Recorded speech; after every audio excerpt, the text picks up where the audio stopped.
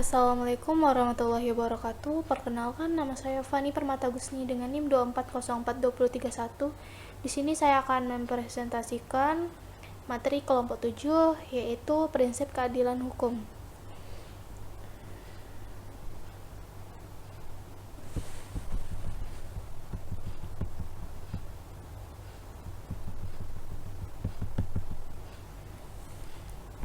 Prinsip keadilan hukum. Keadilan dalam hukum adalah prinsip atau konsep yang mengacu pada keseimbangan, kesetaraan, dan perlakuan yang adil bagi semua individu dalam sistem hukum. Konsep keadilan dalam hukum mencakup beberapa aspek. Pertama, adanya perlakuan yang sama dan objektif terhadap semua individu tanpa diskriminasi atau pengecualian yang tidak adil. Kedua, setiap orang berhak atas perlindungan hukum yang sama dan untuk membela diri di pengadilan. Ketiga, keputusan hukum harus didasarkan pada bukti yang sah dan proses yang adil, di mana hakim atau penegak hukum bertindak secara netral dan tidak memihak. Selain itu, keadilan dalam hukum juga mencakup aspek restoratif.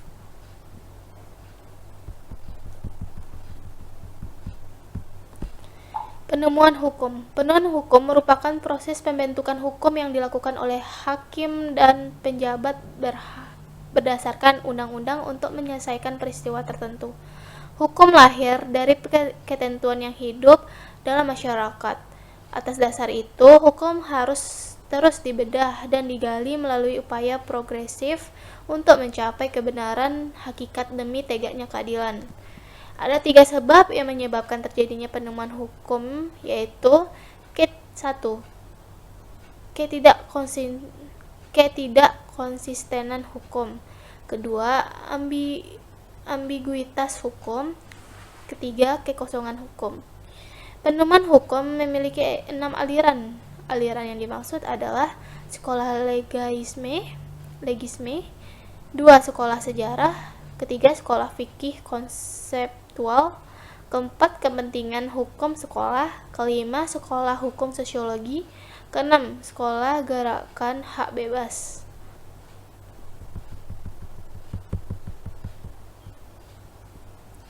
Tujuan hukum. Tujuan hukum negara Republik Indonesia menurut hukum positif tercantum dalam alinea keempat Undang-Undang Dasar 1945. Tujuan hukum pada hakikatnya adalah memberikan keadilan, kepastian, dan kemanfaatan.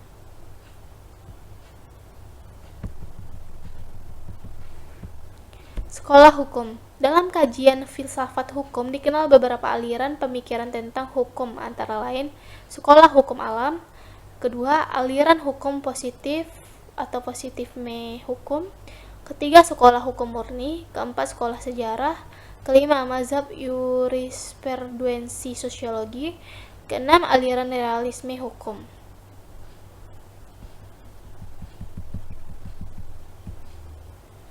Sifat hukum. 1. Hukum bersifat mengatur. Artinya, hukum membuat berbagai peraturan yang mengatur segala tingkah laku manusia dalam kehidupan bermasyarakat. Peraturan hukum dapat berupa perintah atau larangan untuk melakukan sesuatu. Kedua, hukum bersifat memaksa. Hukum bersifat memaksa artinya hukum berwenang memaksa setiap orang untuk menaati peraturan hukum yang berlaku. Jika adanya yang melanggar hukum, akan ada sanksi dan hukuman yang tegas bagi pelanggar hukum tersebut. 3. Rendah bersifat protektif. Hukum bersifat protektif artinya hukum melindungi hak dan kepentingan masyarakat dalam hubungan antara manusia agar tidak ada pihak yang dirugikan atau satu sama lain. Hak masyarakat dapat berupa hak asasi manusia, hak konstitusional, hak sivil, hak ekonomi, hak sosial, dan hak budaya.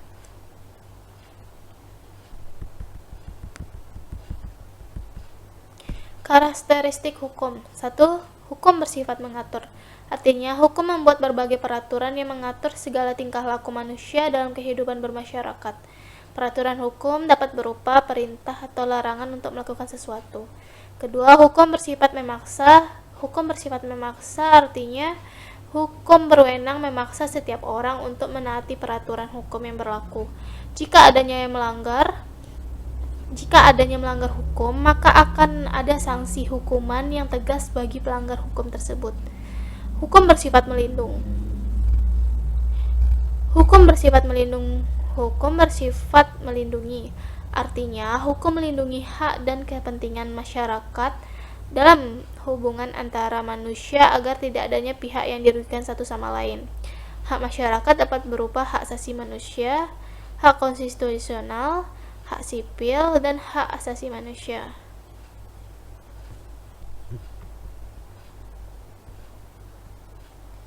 Unsur-unsur hukum. 1. Hukum berfungsi untuk mengatur tingkah laku manusia dalam kehidupan yang dilakukan dalam lingkungannya. Kedua, hukum tidak dapat dibuat oleh orang biasa tanpa tujuan atau kesepakatan tertentu. Ketiga, peraturan yang telah dibuat bukan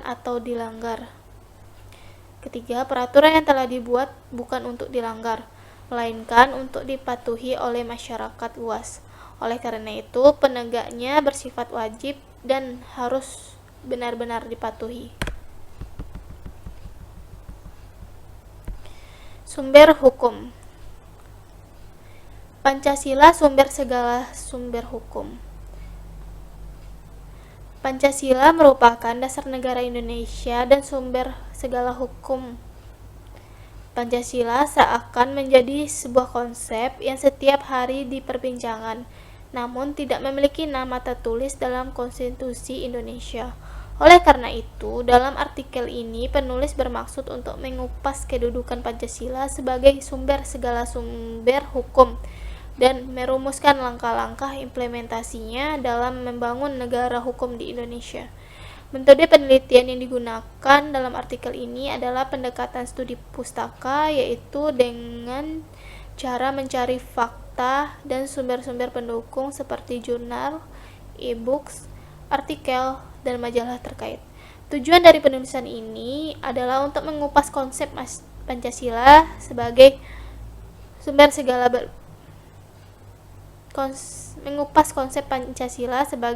segala berbagai peraturan perundang-undangan negara hukum Indonesia, menjelaskan penerapan Pancasila sebagai sumber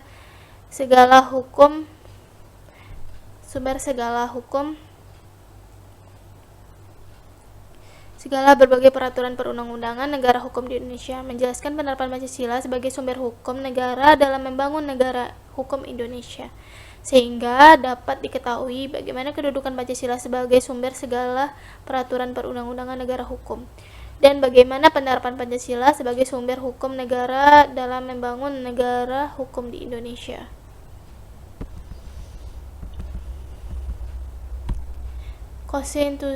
Konstruksi hukum. Sumber hukum utama dalam sistem hukum nasional Indonesia adalah peraturan perundang-undangan atau sistem tertulis, sedangkan peraturan perundang-undangan bersifat statis, sedangkan masyarakat bersifat dinamis, sehingga peraturan perundang-undangan seringkali tertinggal dengan perkembangan masyarakat. Artinya, peristiwa yang terjadi dalam masyarakat tidak diatur dalam peraturan perundang-undangan yang berlaku. Sehubung dengan permasalahan di atas, maka hakim atau pengadilan dalam menyelesaikan peristiwa hukum yang terjadi dalam masyarakat, tetapi pengaturannya tidak ada dalam peraturan perundang-undangan yang berlaku, dapat melakukan konstruksi hukum dan interpretasi hukum. Menurut Sadikos Mertekussums dan Evis dalam Jefferson Legal Dictionary, interpretasi hukum merupakan salah satu metode penemuan hukum yang memberikan penjelasan secara jelas terhadap teks hukum tersebut, sehingga dapat ditentukan substansi aturan yang berkaitan dengan hal-hal tertentu. Lebih lanjut, Mertokame dan Vives mengidentifikasikan 6 metode penafsiran hukum yang umum digunakan oleh hakim. Tiga metode yang dimaksud adalah penafsiran gramatikal atau linguistik, penafsiran teleologis atau satisfagital, penafsiran sistematis atau logis, penafsiran historis, penafsiran komparatif atau perbandingan, dan penafsiran futuristik. Penafsiran gramatikal linguistik merupakan metode penafsiran yang menekankan pada impertunitas kedudukan bahasa dalam memberikan makna pada subjek. Berikut biografinya. Next. Sekian presentasi dari saya. Kalau ada salah kata mohon dimaafkan. Saya sudahi. Assalamualaikum warahmatullahi wabarakatuh.